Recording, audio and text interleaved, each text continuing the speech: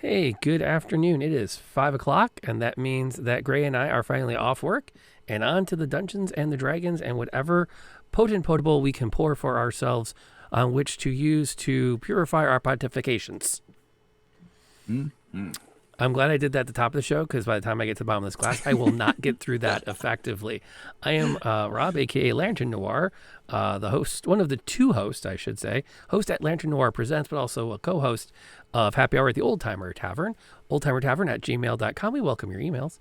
And with me is my regular partner, Graybeard or Graybeard's Tavern, and you can find me at Twitter mostly. That has my whole schedule and all the things I do. Well, all the things I do online. I do a lot offline nowadays. Anyway, could it be that the light at the end of the tunnel is not oncoming train? I would hope. There's so many good lines with that. The other one is like, just because you're following tracks doesn't mean that you're chasing down your prey. You might be about to get hit by a train. So, yeah, there's a lot of those that float around. So how's the week been? What's new with you with gaming? So we didn't have masks. Mm-hmm. Saturday night we farted around so long with the grognards just yammering. We had one missing player that we ended up just, talking politics and stuff. And it was fun. We still yammered and joked for, a couple hours. And then but I had to get up extra stupid early on Sunday because I was in a charity event over on Saucefire TV. He was doing his what's it called, Mercy Road charity event. It's I think the second time he's done it, and it's a 24-hour stream. He dungeon masters for 24 hours straight, and I was in at my session started at 6 a.m. So he had been DMing for 18 hours at that point. 18 hours straight. So yeah, it was awesome. It was awesome. He's a great guy. Give him a yell. We made $5,000 or something for children's hospitals. So when I do my week thing, put his contact in the chat. Okay, cool. So we can get that record out there. Yeah. But that's awesome. Yeah, so that was a lot of fun. I got to play a Goblin Roguificer. So he was 3 levels Rogue, 3 levels Artificer, and he was all kinds of fun to play, because I got to do the Goblin voice and wear steampunk goggles and all the good stuffs. Oh yeah, I had a bullet costume bullet belt. And then the bullets kept popping out of it, and then it kept falling apart, which was perfect for this sounds like a goblin. Crazy goblin. Yeah. So, anyway, good times with that. And then I did my Griffland show, and we finally got back to, we had to take a break. So we were playing The Witcher, and now with the group I play, that's mostly from the UK, we started playing Zweihander again, which is a takeoff of Warhammer Fantasy roleplay. Oh, cool! Yeah, so good fun weekend. It was nice to be back to it. Yeah. I play a big lumpy berserker. Who talks like this? Yeah, he's good. And he's a man of few words, but then when I talk, it's hilarious because I've got such a goofball accent compared to everyone else in the campaign. There was no way I was going to try to do an English accent or a Scottish brogue or any other kind of, accent with real English people. No, that's where you break. Yeah, I think that showed you what to go into sauna. Exactly. That's like the nickname. By the way, Ear, thank you for hanging out. Glad to see you there. I'd say we're kind of doing our check-in right now, so it sounds like Grace. Speaking of Goblin Artificer, I finally, after 2 full sessions of playing and 4 weeks since I introduced the character, I have named the halfling from my Candlekeep game. Aha. In the Candlekeep game, I've added an NPC who is one of the bookkeepers, librarians at Candlekeep, and she is a halfling artificer who Nice. specializes in clockwork animals. So Oh, like sweet. when they arrived at Candlekeep, she broke out this clockwork badger that she pulled out of the bag of holding that she Yeah. then dialed into the room they were going to Uh-huh. and sent it, and it automatically led them to the room they were supposed to go to because that's what it does. And when they came back, it was kind of a 2-for-1. We were close to. We had to wrap the evening up. We had to like get to the stop point because I have a firm like I really want to wrap up by 10:30 Eastern so that my players can all get to bed. And I'm like, crap. There's still one more combat encounter they're supposed to have, and they're gonna win the encounter. Mm-hmm. And they're really like they've already had this sense of accomplishment. So they open the door. They come into the study room and they open the door, and the imp's about to attack, and the artificer's clockwork bear just Ah, one nice. shots it. And I'm like, okay. And they're all like, wow, we like her. And I'm like, you know what? I kind of do too now. But I finally gave her name. So buckle Okay. up. I'm ready. Her current name is Contessa Mariana start over. Contessa Mariana Axelovich von Kogsprocket, third of my name, but you can call me Connie. Perfect. Perfect. And if anyone makes a comment about the third of the name, it's well, yes, we don't talk about the other two, especially the first. It was very tragic. And I'm banking on someone to go, but what happened to the first? Because then I can counter immediately with, what part of we don't talk about did you not understand? The first rule of being the third is we don't talk about it. Yeah. The second rule is we don't talk about it. So, but yeah, that was, we wrapped up the first adventure for Candlekeep last week, and we're gearing up for the second. And I think I've managed to bridge them together this time. I spent way too much time the last 2 days trying to work on the third adventure in Candlekeep because it's kind of this weird little, like, kind of a dungeon crawl, kind of not. And there's this weird, I'm making up an app for that. A thing you needed last time. Oh, an app. I'd love to hear about that. What ended up happening is the third, I think they first wrote it with the intention of like, oh, and here's some monsters you can clear out of this place. And then they said, you know what we're going to do? We're going to make the monsters good guys and put the players in a funny spot. Which is a neat plot twist. But then it's like, Yeah. what are they there to do? So I had to like, all right, I think I can massage this into an actual thing. And then Sunday, Nebula is still not feeling well. She's been trying to shake this thing she's got, and it's not it. Yeah. Yeah. Something Good. else. But Okay. she's been trying to shake it for a couple of weeks now. But 3 of us were able to play, so we did a one shot. And my point of pride is that one of my players kept going, I'm pretty sure he's running Death House out of Curse of Strahd. But he's not, because there was no ghost librarian in Death House. Oh, And yeah. then they find the kids and like, nope, this is the ghost, this is Death House. And then they go down and they don't find the monster they're supposed to. They find the succubus. He's like, wait, there wasn't a succubus in Death House. And I'm like, he goes like, that was really good, man. I had no idea what was going to happen next. I mean, it all worked. And I've run Death House, so I know what you were doing. Right. Oh, man. Ooh, random book titles. That's clever. Yeah, last Sunday, they wanted to know what books are in the library, so I grabbed a copy of our board game Ex Libris, Oh, yeah. Yeah. Yeah. which is full of really funny book titles, Yeah. and just yeah, started yeah. reading them off. Oh, sweet. And my personal favorite of all of them still remains the book titled, Well, Actually, The History of Humansplaining. And hold on, Gray, you're going to have to type it again. Oh, Hold on, okay. give me a second. I'm going to make, actually, send it to me on Discord and I'll post it because it'll take me too long to make you. No, it won't. It's a link. Yeah. Problem is, it's, you don't have moderator status. Ah, okay. So that's Oh, why no links. it ate it. There, now you do. Now you can post whatever you want. I'll trust you not to be an idiot Alright. with it. All right. Okay. I got it. Stop. Okay. So was my week. I also finished Arkham Horror, Mother's Embrace. Oh, okay. It is definitely fun. It is definitely only 10 hours. Ah.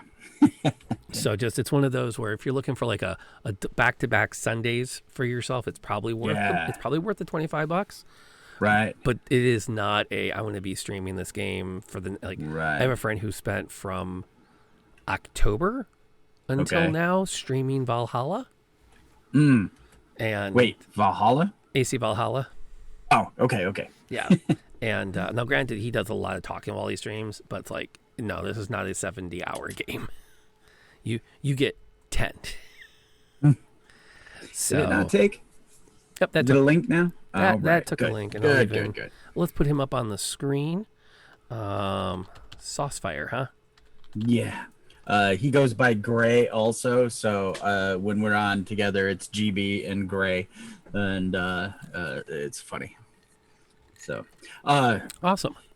yeah. So I forgot that me and the oldest house elf had our Sunday game, and I've been picking up free modules from Wizards. You know, the little short. They have a ton of little short modules, and this one was good. She ended up with, because nothing more a teenage girl likes than pets. She ended up with a very smart rat named Nibbles Pinkerton, Nibbles Brains Pinkerton, who was with another character who he was the familiar of a character who was trying to take over the world, of course.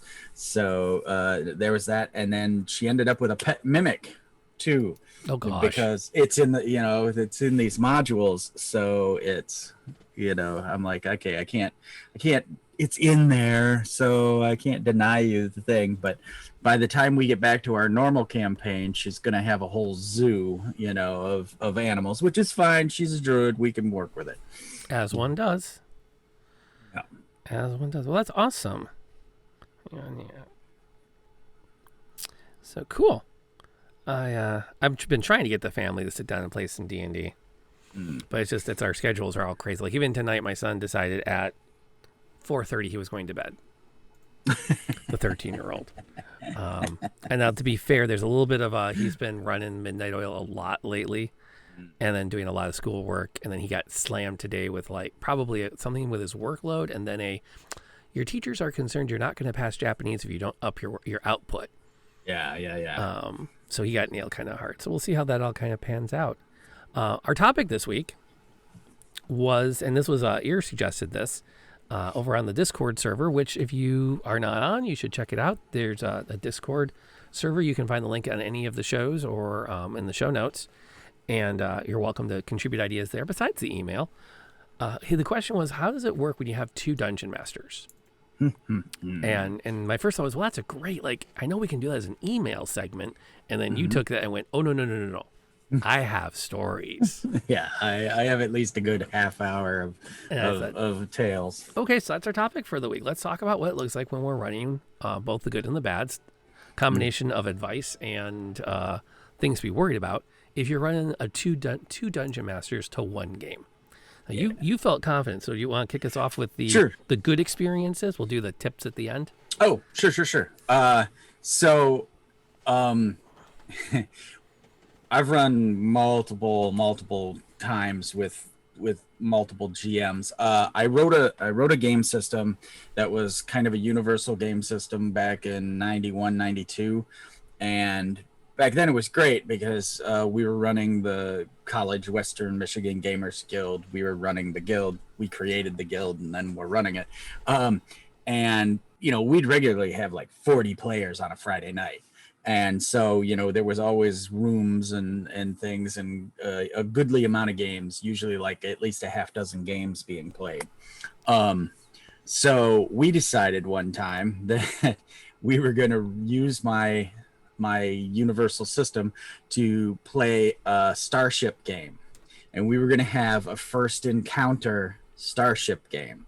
So one ship was like a Federation ship, and one ship was like a Klingon ship, but the Klingons were 4 foot tall weasel people called the Gra, and the Federation people, I forget what they were called, but they were humans, or mostly humans, and it was we had them in 2 different classrooms on the campus, and the 2 DMs were me and my buddy Muddy, and me and Muddy would meet in the hall, and we'd blah blah blah blah blah blah blah what's happening, where they're at, fog of war, and then they could make moves and do stuff, and basically, like I said, it was a meeting encounter at this new planet. Basically, this planet had just begun, just getting into space. So they were able to send out a signal that these 2 other factions were able to pick up on and come to, look for this signal that was coming. And I forget, they were like turtle people or something. So so I was playing the turtle person, and I had a bathrobe, and so when one made contact with the indigenous people, I'd lump the bathrobe over my head and walk in the room, and we'd have the discussion, oh, but we've already given the mining rights to these other people, and the 2 ships haven't really spotted each other, or no.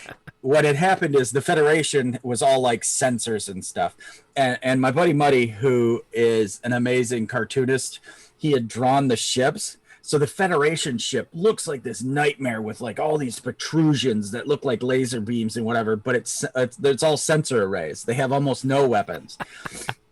And the other ship is like, a raiding, plundering Viking vessel. It's like, bare bones, no, we fly by the stars kind of thing. So it has no, electronics or whatever, just a lot of big DECA, a bunch of guns and whatnot. And so the 2 of them, the Federation saw the other starship way before the weasels recognized them. So it kept going back and forth. And like I said, we would meet in the middle, we'd go, and then we'd go back with the information. And then every time something would change, we'd meet out in the hall. We would just knock on the wall, and the 2 DMs would come out. And eventually we had the scene where they did the view screens and could see each other. And so then we had both crews out in the hall, staring each other down and stuff. Oh my God, it was so fun. It was just so fun. But yeah, it's going in with a plan and communicating between the 2 DMs that is the big thing for that. Like we had set it up, like I said, we used this kind of universal system that had a really good starship system that was really kind of crunchy, vehicle system that was really kind of crunchy, but put it this way, an individual who was a mathematician studying math on purpose looked at it and went, "This is genius." And I'm like, I failed algebra. I don't know how genius that it could possibly be. Thank you very much. But I've been gaming for 20 some years at that point, So, a couple other quick details on that. All right, this is way before safety rules and stuff. So, and everybody agreed to this. Everybody on the Weasel ship agreed that the captain could flick them in the ear, and it would be the weasels asserting dominance and growling and snarling and because we were trying to get the weasels to fight each other anyway. And so what was crazy about it was that the weasels all snapped to, went, "That's the captain. I don't want to be flicked in the ear," and and did what they needed to do. Meanwhile, the Federation people were arguing left, right, and sideways. They were shredding each other like, "We're gonna be killed. We can't take those on. Look at all the guns," and stuff. So it was really interesting to see what we thought would happen and how it actually happened. Yeah. So, and that's for like, it sounds like it was pretty much like an adversarial style game. Mm-hmm. So it makes sense to have the 2 tables separated, and it's a lot easier when they constantly have a DM who's handling things. And as long as you kind of like get what's going on in your part of the world, and you have a quick system to kind of go, "Hey, this might affect you. You should know this now." That flows really, really well. And Yeah. that really works. In fact, a lot of like LARPs operate on the multiple game master system. Oh When you yeah. think about it, where it's like you have like a committee that generates the story, and then a bunch of people are commissioned or appointed to sort of be out there to be more of referees to Yes. keep the story going, so that you don't have to rely on one person to run around and go, okay, here's how that rule works, here's how that rule works, okay, yes, you're both right, that's how those rules work, so we're going to do this, which is way easier when you can say when you can delegate. All right, Yeah. you're going to be in charge of the library, you're in charge of the main hallway, you're going to be in the cafeteria, those are your zones. Anyone has a Yeah. dispute, they'll come to you. Well, and that's amazing, because that's a perfect example. So, me and my brother used to run a thing called Squishy War, which was a massive boffer war LARP. And because he was a Renaissance Fair guy at the time, we'd put up his Renaissance Fair things, and we had tents, and we had by the third year we had enough people and stuff to have NPCs. So like the town had a merchant and had an old hermit. Muddy was playing the old hermit wizard who had like a magic shop, and throughout the day, as people brought in more stuff, Muddy became more and more of a necromancer, and eventually there were zombies, and basically when you turned into a zombie, you got a piece of cardboard with twine around your neck that said zombie on it, like all in red, and you couldn't run, you had to walk, but anybody you touched, then they had to go get a sign from the merchant and be a zombie. And so Lars. yeah, so but that was the same kind of thing. Me and my brother would write the stories for the event, and then we would play characters, but we were also the referees, who would dictate rules. Or they would if they found they would find these little white boxes, and if they found a little white box, it would say something on the outside: only open if you accept this, or if you drink from the chalice or whatever. And then it would open and it would say stuff in there, and sometimes it would say see referee for more rules or whatever. Yep. So then they would bring the box to us. So yeah, it is, as long as you're coordinated and you're on the same, you've got the same story going, it really is fun. Well, and that's the thing, that's one model where you've got that you need to split the table between two people, because you want that fog of war, so that neither team gets too much of an advantage in the storyline, and nobody gets bored waiting for the narrator to come back, because you can only roleplay at the table within your group for so long before you kind of need to move the plot forward. Right. So and a lot of times players will be like, well, we can't move the plot forward without the DM, Yeah. It'd be like, DM comes back, we decided to go to Brookville. We just, we turned and went that way while you were gone. Now that to be said, there are games out there where that's easier to do. We've talked about them before. The Kids on Bikes model is one where the DM eventually kind of just walks away from the table, because the players have got enough of the story going. They just keep storytelling, and they know what they're rolling for stuff. And the rules are so easy, you don't need a referee. And that's another thing I think is really kind of cool with my Sunday group in particular, is I don't usually have to tell them much about DCs. Or like what skill to do. I want to climb up there. That's athletics, right? Yep. 11. Yeah, that's not going to be good enough. And I don't have to be the one to say it. It's like they're on it, because they've played enough Dungeons and Dragons, and they're like, yeah, we get it. We know what's happening here. We're going to try and do this thing now, which is neat. And I think that's where RPGs should be heading, as much as you can, unless you're really into the tactical combat side of things, when you need the referee to be I'm going to run the AI for the monsters. And let's be honest, monster AI is pretty simplistic. They're all going to advance on you. So, you kind of do what you're going to do. You roll a 5 or a 6, and if you get a 5 or a 6, they use their breath weapon again. Yeah, I mean, there's some of the AI are not that advanced. But my wife and I, for many years, in kind of a contrast to your example, we ran just a fantasy RPG Dungeons and Dragons game, but we had 8 people at the table.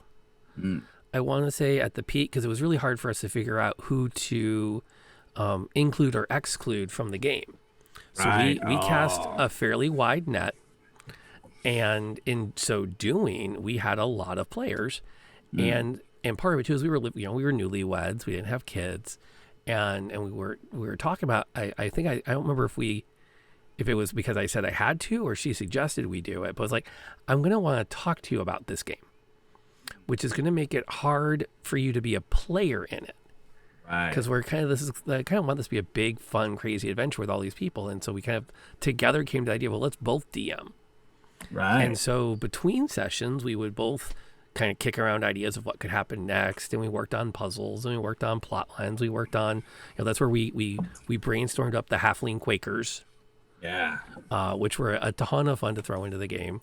And then when we played, we would either trade off role playing with the party, or we could split the party, and nobody got bored waiting.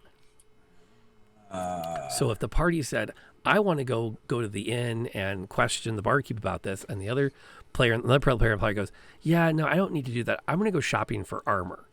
In a traditional game, you're like, okay, well, you're going shopping for armor. You chill. We're going to do the role play scene in the tavern, and now we could go, okay, I'm going to take the person who's shopping for armor. We're going to head to the couch. Right. And she and I are going to hash it out, and we could still role play it even. Right. And then my wife could stay over at the main table, and she's like, okay, I got the barkeep. Let's do this. Right. That's awesome. I don't think I've ever done that 2 DMs 1 table kind of thing. Other than, significant other being part of building the campaign. So for instance, in one of my old campaigns, basically every magic item in the world was on an index card, and it was in a little packet thing because that's where the technology was at the time. And if you got the magic item, you got the card, and if you lost the card, you lost the magic item. So the onus was on the person to keep it, because then it made it more like real. You know what I mean? It made it more like, exactly. This is my precious. Exactly. I've got +3 armor of water breathing. I can't. No, it goes in the book, and it closes the book, and So yeah. That's about as close to 2 DMs at the same table that I've ever played, but that's pretty cool. I like that. That way there is none of that, particularly if it's, I'm going to buy armor, which could take 2 seconds, Mm-hmm. and meanwhile the going to the inn or the barkeep, it could take an hour and a half. We would also really benefit from this if we'd been smarter back in the day, is Shadowrun. First edition and second edition, Deckers, or the hackers, really suffered from playing their own separate game. Yeah. And it was one where it was essential. It was part of the storyline, it was part of the lore. There was a lot of value in the game world of saying, okay, the Decker's going to hack in and try to get us in position on the mainframe. And then while we're doing the job, it's going to be running along in the computer system with us. Yeah. But it's a different set of mechanics.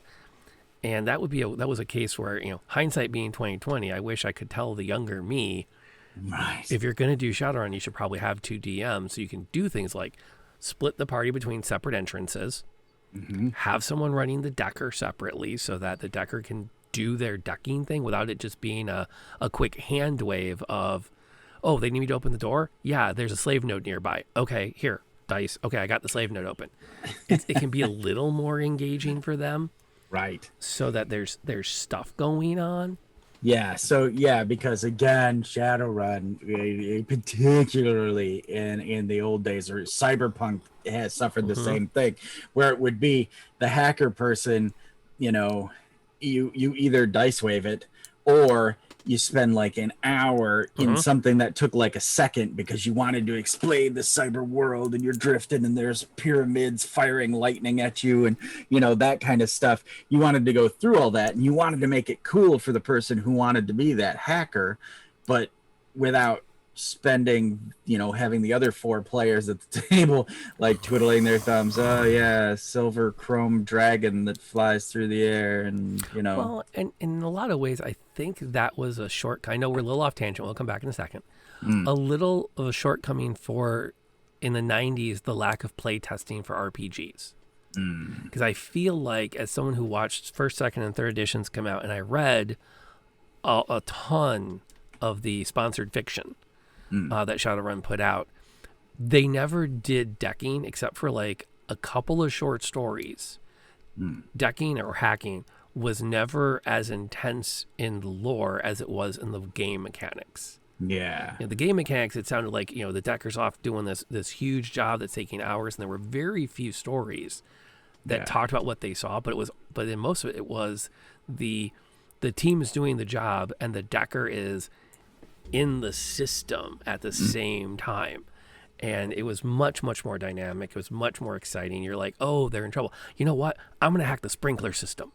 Can I do that? And it wasn't well, let me look at the map of the matrix layout and figure out how you're going to get to the sprinkler node, which is what was in the original rules, was you had to have a whole map for the network and all the different places they had to go and all the programs they had to launch. It's like, Yeah. you could have just said, okay, yeah, here's the typical security of a slave node. Here's what the hacker's going to roll to do that. And he's, or she, is there without it being such a cumbersome mechanic, which I bet if they'd had a year of play testing under their belts Yeah. and gotten feedback from players who had actually tried to do a mixed role party to go, yeah, we like this game a lot, but it kind of sucks if we don't really want to take an hour-long pizza break, because that's what we do when the decker's up. Right. Right. Oh, either that or the poor decker is like, yay, I'm in the van. I made my roll. Yay, I'm still in the van. I made another roll. Yeah. Oh man. But the thing that was really neat about the two DMs at the one table, I thought too, wasn't just to split the party, but I see this happening sometimes with my regular games. I don't know if you ever have it pop up, Mm. but you pretty much either have to have a self dialogue in front of your party, Mm-hmm. or you limit their NPC interactions to one at a time. And the points of clarity where it's like even Sunday night, they came across two kids. One was 11, one was 10, or no, 9. And I had to keep saying, this is Rose talking. Oh, I don't know if we should do that. Okay, and then the little boy says, duh. And it's like, the chance to get into a character and get a dialogue going is really hard when you first have to say, I am speaking as, which you can kind of do with Mm. accents and inflection, but there's a certain point where you want to make sure the party doesn't get lost.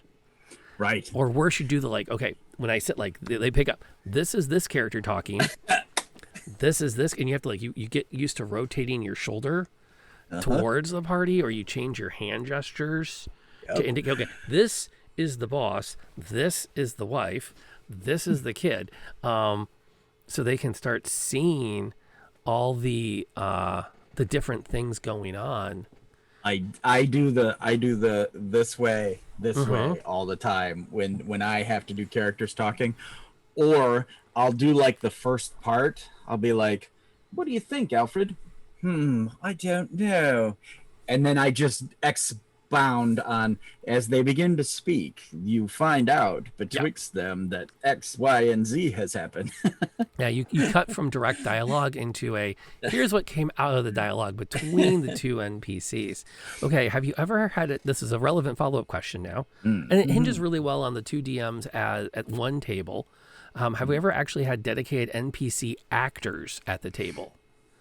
And this is what I was talking about when we first started, about the having more stories about NPCs as DM slash players, because I've been in campaigns and I've run campaigns where the big bad guy was another person, was like not necessarily a co-DM, but they literally were the boss fighting against the party. They used to run Ravenloft every year, friends of mine, and one person was Strahd every year, and they were in the back room of the apartment, and they were just Strahd, and literally my buddy Brian would sit and like paint miniatures, and then Muddy would run in to Brian and be like, your wolves come in, sir, and they respond, or bats show up and tell you where the party is and what's happening. And then he would be like, send the thralls, and so he was playing as Strahd, but as an entity, as I think it would be as important a job as DMing, because it's going on. I ran a campaign that my friend Brent was the Goblin King, and so it was like a first level, starting at a first level party, and there was a goblin tribe, and it was like meeting encounters, and Brent's job was to do what's best for his tribe. There it is. These are your resources. You have 4 wolves, 12 goblin warriors, an ogre. This is your thing. How do you feed all these people and keep them going? And so it was, like I said, it was a co-GM situation, because I literally didn't have any power over what was happening. I was the narrator betwixt the two factions, and I will tell you, the amazing clever things Brent thought up to have his goblins do were incredible, just incredible. Like the first encounter, his goblins managed to snatch the party's bard and run off into the woods with the bard. So then he had a hostage. So then there was this whole negotiation between the party, and of course the Goblin King isn't going to show up there. He sends his minions to negotiate and whatnot. So then it was like a lieutenant, and they had to deal with like a bugbear, and the bugbear was, and they thought, this is the BBG, give us our friend back, and it was a very cool campaign. It was a good commitment on Brent's part to be like, well, I'll be there every session, and I have to, it was more of a strategy game for him, because, he had to keep his pieces moving instead of interacting directly, so, but yeah, those are two of the specific examples I have. I think one thing you bump into, and when you have multiple DMs, like in a LARP, everyone that's not a player is an NPC. And one thing that a lot of LARPs will do in order to get around that is there's the incentive gets kicked in of you don't pay to show up. Right. Nero, there was an annual membership fee for Nero at large. And then there was a fee for each weekend, right? Which helped cover the rental of the property, insurance, profit for the company, et cetera, et cetera, et cetera. The guys who had come out into Michigan to run it were trying really hard to like quit their day jobs so they could just run Nero all the time. Right. And I feel bad because, like, in hindsight, like looking back as a 40-year-old at what these 20-year-olds were trying to do, and thinking about where I was at 19 interacting with them, just the calculus of how do we get to a spot where we're all making rent, the number of players you need to be involved to make rent in profit is really high. But one of the incentives they would use is you didn't have to pay the registration fee every weekend if you were an NPC. Yeah. The twist was you never really, you had some agency, but you were at their beck and call. You were whatever character they told you they needed for the moment, and your only freedoms were when they didn't need you and they approved what you wanted to do, and you could never play your personal character. Right. You could never advance your own character if you were an NPC for the weekend. Right. And part of that, I think, goes to the fact that when you're playing an NPC in somebody else's game, you lose the one thing that every player wants, which is that control over their character. You know, and it's funny because I was just reading on the forums today, a guy wanted to do, quote, the hallway moment. And it didn't, like, I first I read that, no, it's the hallway scene is what he called it. How do I get a hallway scene for my big bad evil guy? Yeah. And I thought, okay, is he talking about like that where they walk and talk on the West Wing? Like, he's trying to like recreate that. And then I read the thing is like he wanted to have the big Darth Vader coming down the hallway moment where the whole audience goes, "Oh, we pissed it off. That's bad." Fun fact, by the way, 10 minutes after that scene takes place, he announces he wants the prisoners brought to him alive. So look, you can grow as a character in a very short period of time. Right. But one of the responses was, if you do that for the players, they have no control over what's happening. They're watching the scene unfold, and it's hard for players at the table to not have control. So I think it's neat to have an actor to play your NPCs, but you almost have to give them a bone in the form of like help write the NPCs, help write the plot line around them. They have to give them some ownership because they're otherwise, why would they not just be a PC? Right. So, right. I mean, and Yeah. I'm sure there are relationships out there where people there are friendships where someone can say, I don't care what I'm doing for you. I love that you're running this game. I'm happy to be whatever character you want me to be while we're playing. But I don't think that number's very high. Yeah, it would be hard to be like that. Like, for instance, when we played Pendragon, as things went along, sometimes you just wouldn't be part of the storyline. Your character, for whatever reason, mechanically, you would be like, sometimes your knight would fall into a melancholy and run off into the woods and would be gone for like a session or two. Mm-hmm. And driven mad by his passion or whatever. So you would have to play other knights. So we had this periphery of other friends and knights, and so sometimes I'd be playing Sir Rolf, but next week Dan would be playing Sir Rolf. So yeah, it's interesting. It's definitely a different thing. I would I don't know. I would say that unless it's something like Nero or such, yeah, it would be really hard to have NPC actors unless you had a big group of friends. Because, I mean, I'm sorry, if I popped in to play a certain character, I would want to either that be my character and stay or come back. What I have seen happen a lot with games in that similar vein is we'll have a set group of 5 players and they've interacted with a bunch of NPCs. Maybe they have a hireling. Maybe there's a regular cleric at the temple they keep interacting with it. You've as the DM, you've fleshed out a little bit, but she still has some gaps in her character.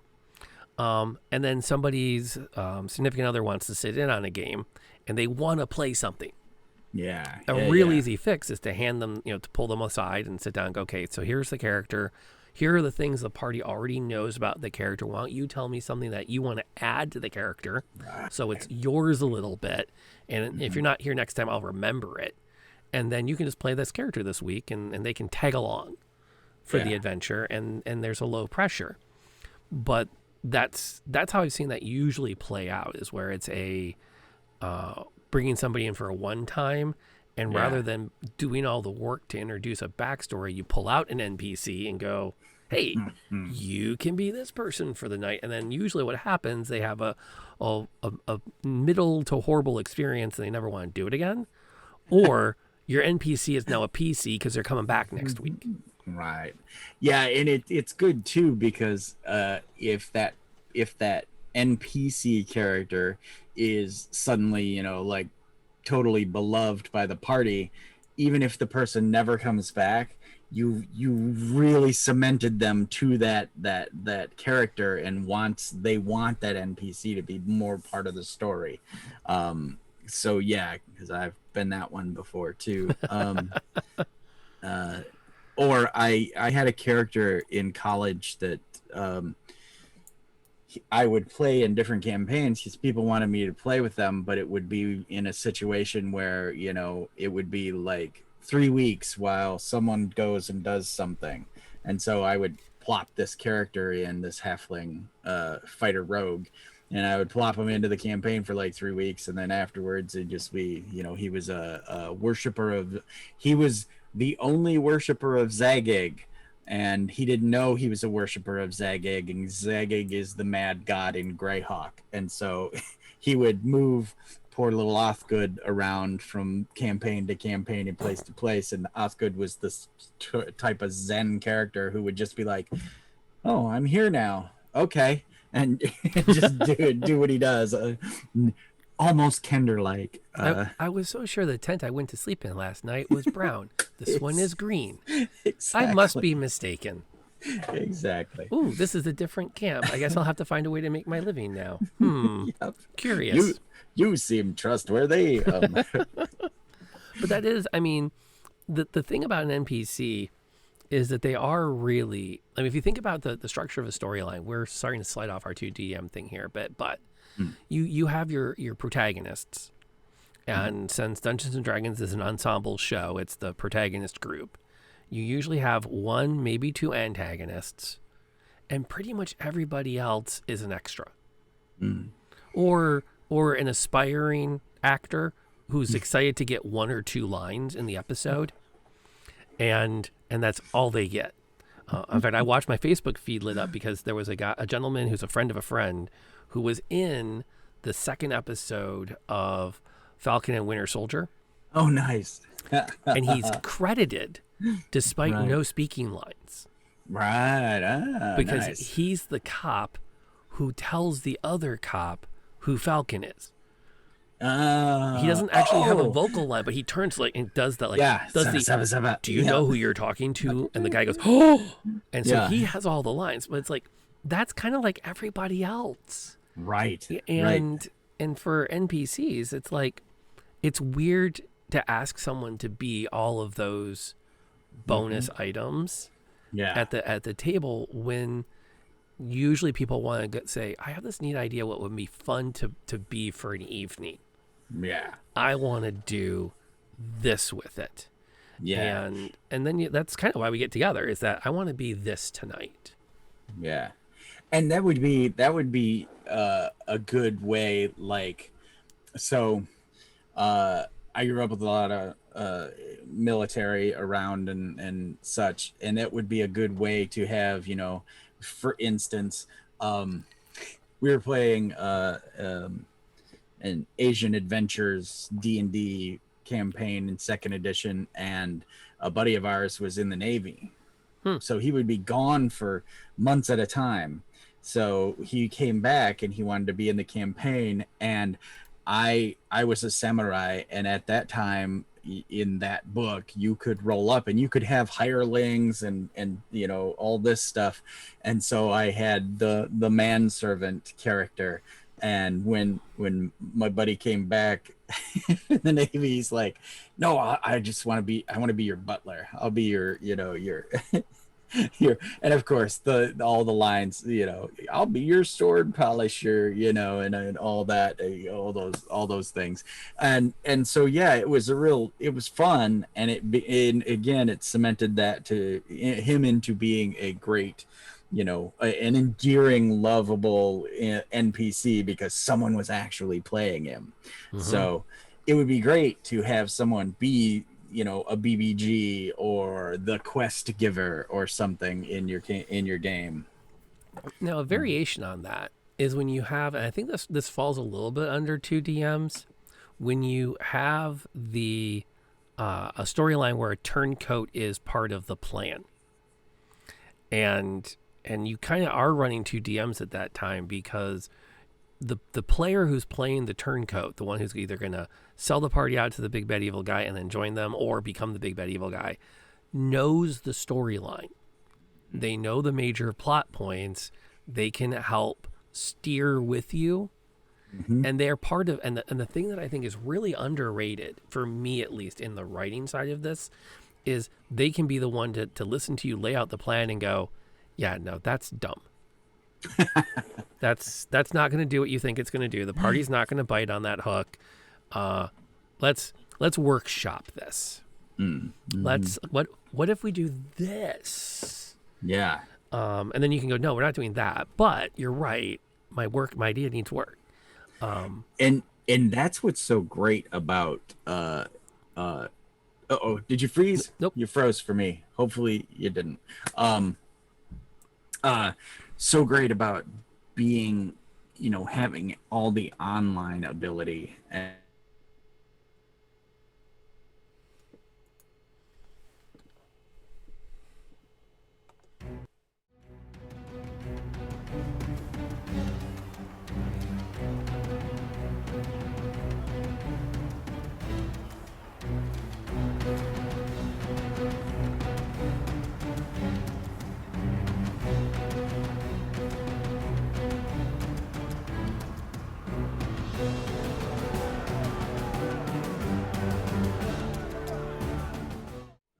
all right. Take two. After a little technical hiccup there, and hopefully those that are listening on the podcast enjoyed that little musical interlude. You were saying, what was I saying? two DMs, Two DMs. Turncoats. I have been asked on multiple occasions to come into particularly indoor adventures games and play one of those more dubious characters because I'm generally kind of a lovey huggy bear that everybody loves, and so to be the guy who does a bad thing is very fun and interesting, and most people either totally fall for it or hate my character and don't know why, but they're suspicious. And so it's always so fun to play. It's always so fun to play. Yeah. Oh, and that definitely is in that realm of in the realm of the two DMs, Mm-hmm. which gets into, like, I think in a lot of ways, if there's nothing wrong with running a kick down the door, kill the monsters, take their stuff, move on kind of game. I think if that's what you're running, that's great, as long as everyone's having a great time. I think as more players look at more story-based games and more plot-based and character-based and, what's my motivation again? Why are we here? What are we trying to do? Mm-hmm. And the answer is more than figure out what's living at the bottom of this dungeon and kill it. There's more and more value to collaborative writing. Even professional authors submit first drafts or draft outlines to an editor who, unless they're like J.K. Rowling's or, that kind of a character, go through and go, nope, let's rework this section. And then they go on to draft 2 and draft 3 and draft 4 before they get to a published book. Whereas I think a lot of DMs, especially I know myself when I was younger, was like, I have a game in a couple hours. Let me see if I can put an outline together. Mm-hmm. Yep, that'll work. And then we're 2 hours in and I'm like pulling my hair out because they're not going where I want them to go. They've killed off one of the NPCs they weren't supposed to kill off. They've like driven dead on at the final dude, but they don't know why they're driving there. They just decided this is where we're going to head. And I'm like, no, I have like 8 pages of lore you have to get through first. And you just get this like, well, what am I doing with this kind of a situation? Whereas in the collaborative setting, you have some time to kind of go, okay, let's plan this out. Let's talk it through. Is this going to work? Is this realistic? And that's like one of the best parts, even if you're not actively co-DMing at the table, there's so much value in having that collaboration in the writing process. Yeah, and that's what I was saying when we had the frozy blip, because you were froze for me. And so I just kept talking. But the thing I had said was it's good to have the internet the way it is and have Discord chats and all these other things, because you have access to other people where back in the day it used to be rough because we'd all be friends, and so it would be like, I can't tell you anything, or or someone else would be the DM and they'd be like, "Oh, I so want to talk to you about this, but I can't." I can't wait for this module to be over Uh-huh. so I can tell you all the things you missed. Exactly. Yeah, Exactly. I've been down that road. Mm-hmm. That's a crazy road. Not gonna lie. Yeah. But and I also think that the twist, though, if you're gonna do 2 DMs, it really is important that the two of you sit down and say who's doing what. Yeah. Let's figure out the plan for how we're going to collaborate on this. My wife and I were very lucky in that we were able to very easily say, this is what I'm doing, this is what you're doing. We'd sit, we'd talk, we kick ideas around. We would delegate to each other. I was really into making maps and planning things, and she was very much into she's always been into biology. So she was kind of in charge of figuring out our monsters, the ecology of the area the party was going through. Nice. We had one area they had just started in when we petered out that was like an old world forest. The elves all lived up in the tree. They lived in the canopy because there were apex predators on the floor, like Allosaurus level. Right. And they survived by eating the herbivores below them. Right. And so there was like this that she had this whole map of the layers within the canopy. And, that's awesome. And you never went down out of the top because you lasted minutes before something would find you because you didn't have a thick hide it would have to claw through. Right. Kind of things. So it really liked the idea of getting at you. That's awesome. But that was totally her jam. Like she loved the idea of figuring all that out. And at one point we did the feral halfling thing with the riding raptors. I think either we saw that and said, we're going to use that, or we made it up. I don't remember which because it's been so long. But I feel like we did not make that up. Ghostwise halflings. Okay. Yeah. Okay, so we saw it and went using it. Bam. Perfect. Yeah, I did the same for my Monster Island part of my home campaign. The halflings, the Ghostwise halflings, because they could talk telepathically to one another. And so they can sneak through the bushes and coordinate and, get around the dinosaurs and stuff that are around them. Girl. Yeah. It's very, very sweet. And so let's quickly hit some of the like horror stories of 2 DMs. Nothing worse than 2 DMs at a convention bickering. God. Just going back and forth. And it all comes down to, like we said at the beginning, the good parts, if you have 2 DMs and they communicate and they're on the same page. The bad parts are when they are not on the same page. And then if one walks away, as the convention I'm thinking of, if you aren't on the same page, then half the book just walked away. And and the remaining DM is going to have a hell of a time running, the whole game with only half the book. Kind of deal. Although I consider that preferable to the, okay, now wait a minute. Does the fireball spill out in the hallway and hit the party or not? Well, if you read here, it says this. Yeah, but if you look over here in this rule mechanic for evokers, it doesn't. Yeah, but that doesn't apply here because there's not line of sight to the landing point. Well, true, but it does apply. And then now you have 10, 15, 20 minutes lost as the two lawyers are going through the law and the players are going, are we going to get to play today? Exactly. Like that one I'm even more terrified of. Yeah. So I've seen the 2 DMs bicker. I've seen trying to think of other double DM things that were really bad. Well, I know with that's the only one I can with think LARPing. of I've not seen one guy walk away. I've seen you can't do that with your storyline because it's messing with my storyline. And I'm a bigger DM than you are, so my storyline takes precedence. So you can't do the thing you want to be doing because I said you can't because it's going to mess with the thing I'm doing.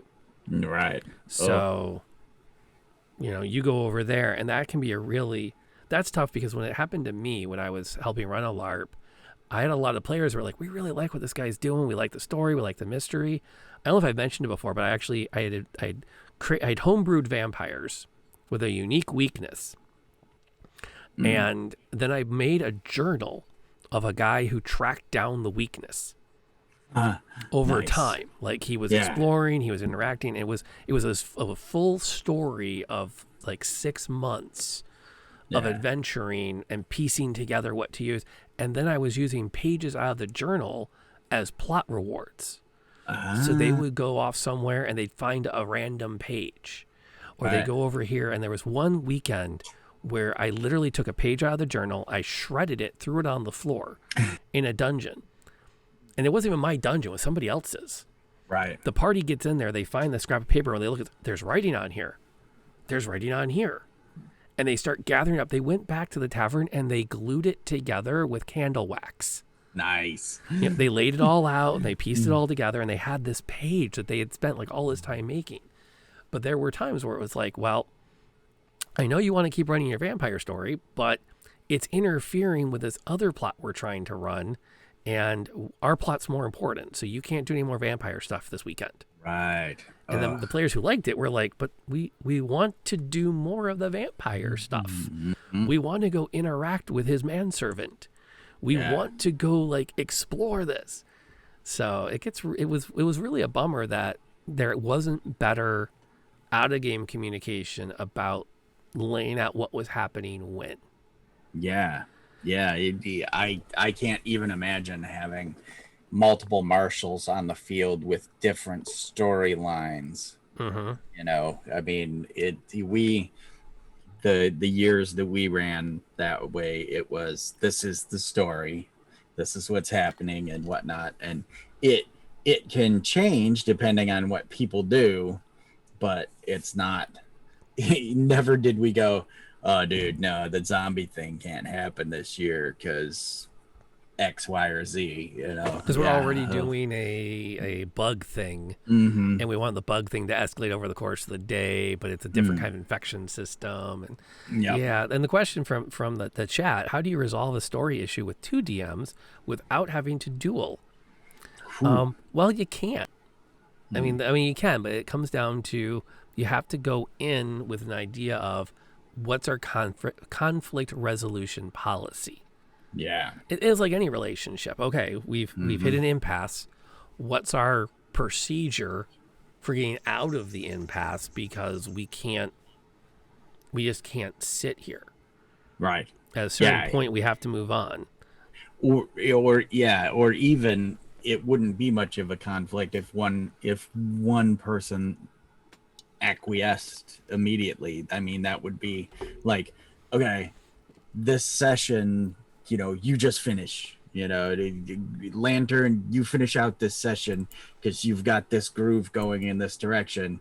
Awesome. I will help with admin stuff. You know, I'll help people with their dice or roll or that kind of thing.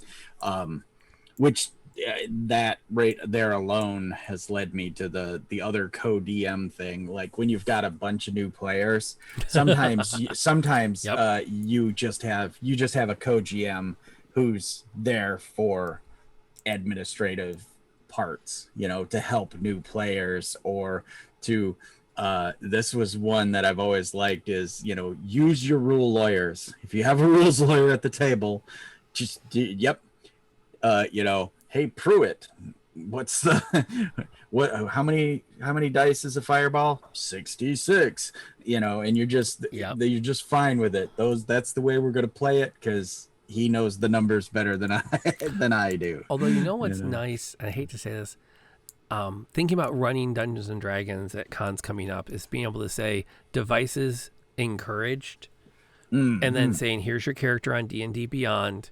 Yes, you're new. I'll help you get logged in the first 10 minutes and pick your character up. And then all that, what dice do I roll? What spell slots do I have? All of that is automated. And it's good to have that second person. Like I can still see myself saying, hey, Greg, you want to co-DM with me when I do my Ravenloft thing? It'd be great to have someone else there just to help the new players, because I want to make it a new player event. I want their first Dungeons and Dragons to be epic. Exactly. And so you can kind of do that. But it does come, like with the LARP, it became one where the people who owned it, the people who did the most work, and then everybody else was like the hierarchy. So the people who owned it had the ability to veto the people who put the most work in, who had the ability to veto everybody else when it came to storylines. Yeah. The issue is that middle tier often didn't really know what the chain of command was within that middle tier. And that's where, I'll be honest, 20-year-old me did not handle it well. Yeah. And there were conflicts of like, no, I've put in more work than you have on this LARP. I get priority this weekend. Yeah. And I think the person who I had my conflict with was just as fair to say, no, I have put as much more work in than you have. I have the right to tell you you can't do that. And, 20 years of hindsight makes it a lot easier to go, yeah, that could have been handled a hell of a lot better than it was. That was pushing the envelope for what people wanted in a LARP. But that's really, you have to make a plan early to resolve those conflicts. When my wife and I ran our tabletop game together, it was just kind of understood I was the arbiter of the rules. Yeah. And because somebody had to be the final statement of, okay, but this is how that rule works. It's over. We're moving on. And it never really, like, there were conversations, but for the most part, we tended to be the, well, let's just figure it out as we go along kind of group. Yeah. And we'll look at the rules over the course of the month to see if we screwed any of them up.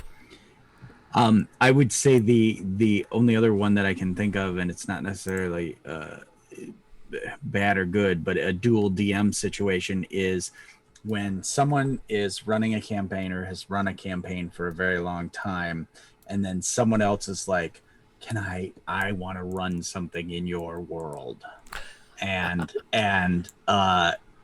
whether then that the person who created the reality is a player or just a secondary arbiter, it's really interesting to see DMs, particularly if they're polite or whatever, be like, Dave, do blue dragons, blah blah blah, to hit them with that question, or does this even exist in the world, or see the person then call on the GM or whatever as the encyclopedia, the knowledge base. And that's in a good polite group. That's going to happen a lot more too when it's a guest DM.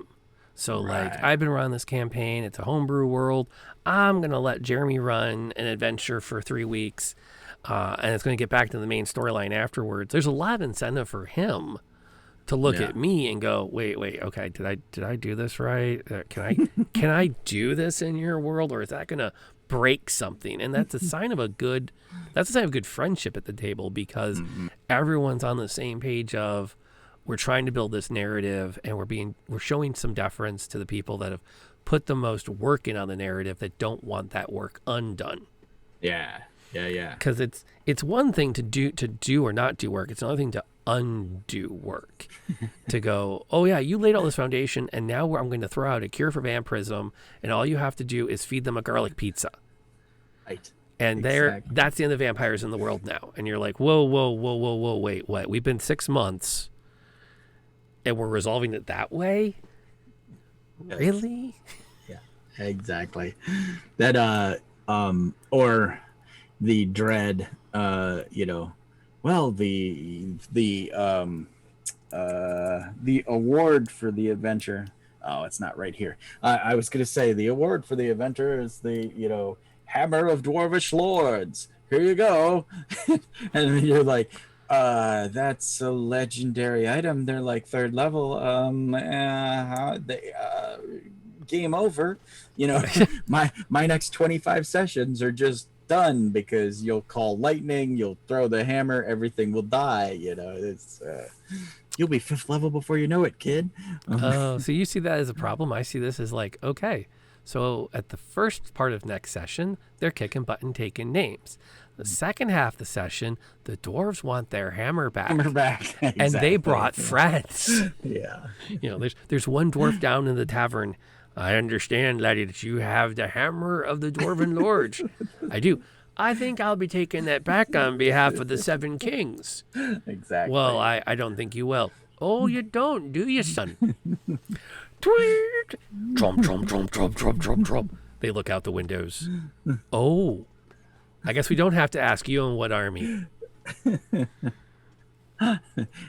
And that's where, oh my God, that's when you have players who are like, they're like, oh, this looks like a target-rich environment. You're like, no, oh God. In fact, now that we've introduced this, like this would be the best plot hook.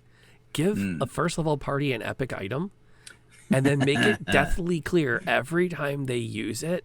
There's a risk that a much bigger fish are going to come after them. You're gonna want that. Yeah. And so it becomes a case of, okay, we can use it, but is it worth it? Yeah. Oh, look, I can turn invisible, but the ring wraiths know where I'm at suddenly. Exactly. Wow, I'm not as creative as I thought I was. or you're as creative as some other amazing authors. That's fair. There. That's fair. I'll take the credit for that. That's a good compromise between the two. Chat. Pizza is so powerful. Pizza is incredibly powerful. Lambus bread for gamers. Indeed. It's the one thing I really miss about the in-person stuff is that like that hour of eating pizza, having beer, catching up on what's been going on. You can do it on Zoom, but it's still not quite the same. That's basically what our last Saturday was there was no dice thrown, no character sheets gotten out. It was that, for like 2 hours of snacky goodness without being around the same table. Yeah. Which, we're getting there. We're getting there. And I know I'm going to keep I know when this is all over, I'm keeping some of my online games. I'm going to keep my streams going, but I am looking forward to getting at least one in-person game going again. In fact, I think that vampire plot, the more I think about it, I think I'm going to have to resurrect. And use again, because it's I put so much work into prepping that darn thing. Yeah. And my biggest mistake with it, I think, is I didn't go to the people that played the high-level characters and sit down with them and say, I want to do this for the newbies. I need you to agree to let me do it for the newbies. Right. Because all of their super-duper high-end power didn't do what they wanted to do. They couldn't fix it over a weekend. Yeah. So they complained. And then they complained that there was this big bad evil that all these new characters were off fighting without them. And that's not fair. And the whole point was it was supposed to be a group of, I don't know if I mentioned this before, but I actually had at one moment, the big bad evil guy showed up in town, as he often did. And he sat down to a game of chess with an apparition. And the apparition played white and he played black. Yeah. And we had scripted the entire game of chess so that the winning move was a pawn reaching the 8th rank, becoming a queen, and causing check.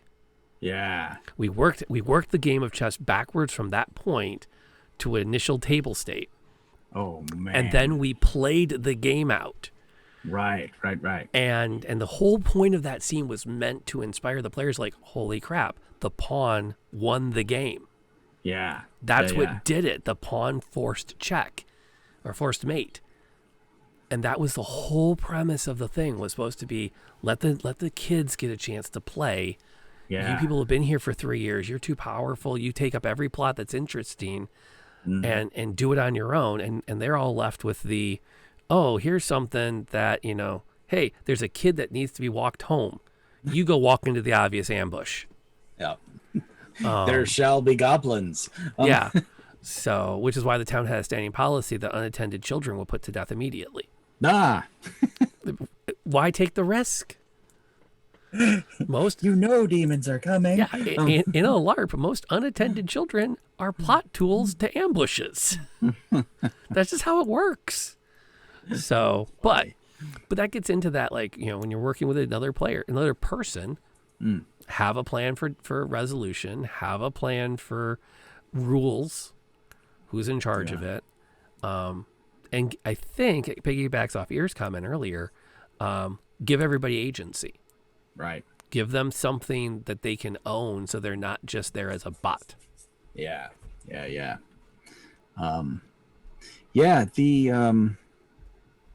I think we kind of got that covered, right? I think we did. When are you going to be up and about next? Where should we be looking for you? That'll be Thursday. It's up in the air, though. One of our players said they would be out, but they said 1 week. But then on their social media, they're saying 2. But so it should be Indoor Adventures Thursday, 8:30 p.m. I'll be playing Cody Johnson, Hero Unnamed, in a Masks game. So that's what's next up for me. Sweet. And then I'll be back tomorrow night, 7:30 ish, depending on when the table fills up and we finally push the live button, for the second adventure in the Candlekeep Mystery series.